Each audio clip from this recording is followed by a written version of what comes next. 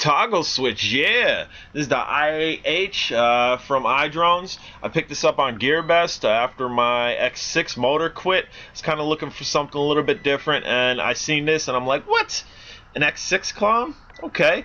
I see one of my trims are out of whack on the bottom. You have a digital display down here. If all your trims aren't centered, you need to make sure they're centered, otherwise your drone's going to fly in an odd operation. So now we're centered. All the little bars down there are centered, and we are good to go. The upper left that I'm pressing, that's for your speed. You have 3 different speed rates. Don't press that button. I mean, you can press that button if you don't want to take off manually with your down and outs, but don't press that button during flight. Because despite it says it's altitude hold button, it really should be labeled auto start and auto land, because that's exactly what it does. This thing, even in manual, is an altitude hold. The left stick is constantly centered, so altitude hold button is not proper for that. The first flight that I had, the battery I think is poop. I think I got a junk battery, and I didn't get much of a flight time. I have an 850 aftermarket battery in here, 850 mAh, so we're gonna see how that does. But I didn't get much of a flight time, and we'll post that probably tomorrow. We'll post the first flight tomorrow. And I also pressed that button I told you not to press. It said altitude hold. I figured it was going to shut altitude hold down and I'd be able to fly all crazy. We'll show you a little rocking horse here, and yeah, great. Why'd I go down? Well, I was doing a rocking horse, and I was also pulling back on pulling down and to the left a little bit, just to try to center it on my left stick. So going down on the right stick too, and to the right a little bit, is your down and out motion essentially, and that will kill the motors. So be aware of that. It did say that on the cardboard, so that's me. And my first flight was me by pressing that button. And again, that's your speed rate up there. And I'm just checking my rates on my up, down, left, right on here. It does tell you what they are on the display. I'm making sure they're not out of whack. But again, be aware. You can kill the motors if you do the bottom out motion. So if you're, and there's the rocking horse for you. It's just like the bugs. This has great pitch rate despite it having altitude hold. The altitude hold did not take away from the pitch rate. This thing can fly. But anyway, you want to shut this down, press that altitude hold button, which again is auto land. Or accidentally or purposely go to your left trigger, your left stick at 7 o'clock and your right stick at 5 o'clock, the outward motion, that's going to kill the motors. It said it on the card, and I think it's a dumb feature, just like the SEMA i8HW, the altitude hold one where you hold down too long and it comes crashing to the ground. Dumb feature. As far as flyability on this, again, second flight, first flight wasn't great because I don't think the battery was great. Flyability, here, have a look-see. This altitude hold works probably better than 80% of the quads that I've flown. It's sitting there nicely. So that's definitely a plus, man. That's a big plus. And again, pitch rate, as you can see, I wasn't even holding it. I was just sitting there. Pitch rate, you see the nose go down? Pitch rate is there. Like I said, the altitude hold didn't take too much away from the squad. Do I think the X6 is faster? Yes, I think the X6 is faster. Do I think this is junk? Absolutely not. For an altitude hold drone, this is hanging. This would, in a race with the X6, this would probably, I don't know, this would probably be right behind it in a nose-to-nose race.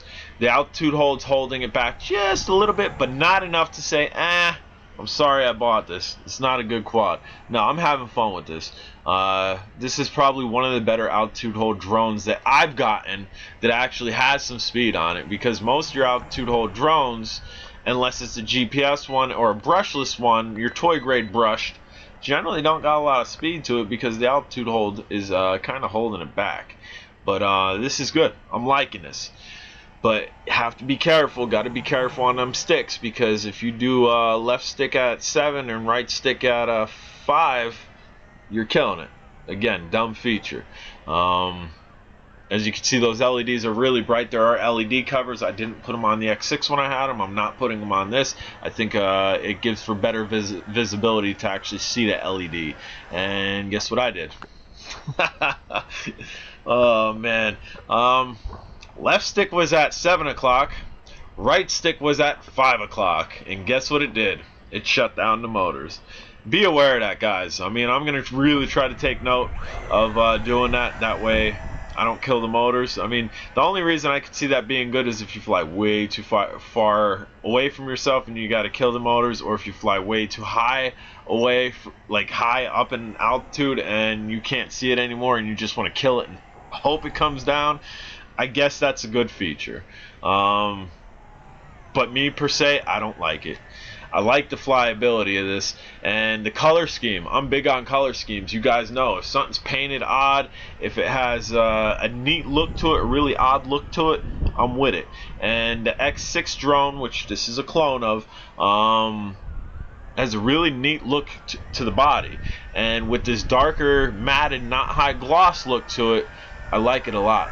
And the upper part of it, we do have a light on it now. I don't believe the X6 had a light going up the center of the body. I could be wrong though. I know it had the same exact body. There's a look at your yaw rate. Here's a look at your funnels. Very tight funnels, nice crisp funnels. Yeah, I don't think that the X6 had that light on top of it. I think it's just painted. So we got some more lights on this. And again, this is an 850 mAh battery, guys. This is a lot lower than 1200 mAh battery, and we're already pushing 7 minutes here. So we got to get a good 1200 mAh battery in this and then take it off. I've already spoken to GearBest about 2 issues that I have. The one issue I've already spoken of, which is the battery. I'm almost positive the battery they sent me is garbage. And later on in this flight, I'm going to show you where I whiz past my face to the right, and we kind of get a cutoff. You see all the lights shut off on the quad, which I believe it might be right here. Watch it. Watch it. Bam. All the lights shut off and they turn back on. Why would that do that?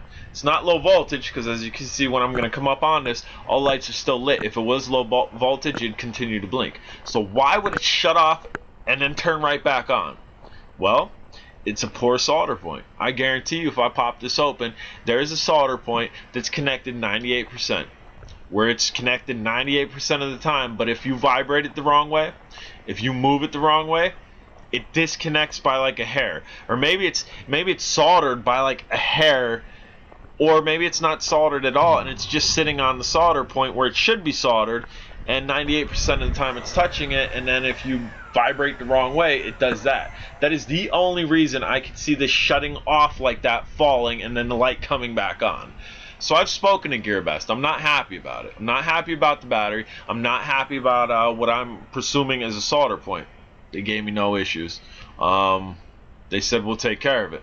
So let's see how long it takes for me to get a brand new one of these and really give this a fly. I mean, I'm really giving this a fly. You can see flyability on this is through the roof. So if you get one with a good battery, one without a poor solder point, you got a flyer. You got a dope altitude flyer. You have an X6 comparison where you have downward pitching, you have some speed, you have really bright lights and a really cool looking drone with a different color X6 never offered. So we're definitely going to wait on that. I'm happy with GearBest. They do take a while to ship. This didn't take too long. I think this took about 8 to 9 days or something. It was close to a week, a little over a week that it took, which is fast. If you order from United States warehouses, depending on what coast you order from, the New York or the Los Angeles one, it generally comes pretty quickly. If you order from the China Post takes anywhere from a week to a month and a half. 2 months. If it gets caught up in customs, it's caught up in customs. So be aware. Always use PayPal too. If you use PayPal, you don't got to worry about nothing. But again, I talked to customer service on this and they said no problem, we'll get you another one, which is cool. This did an auto land, guys. I'm Jadron. If you haven't subscribed, please do, and have a wonderful day. Take care.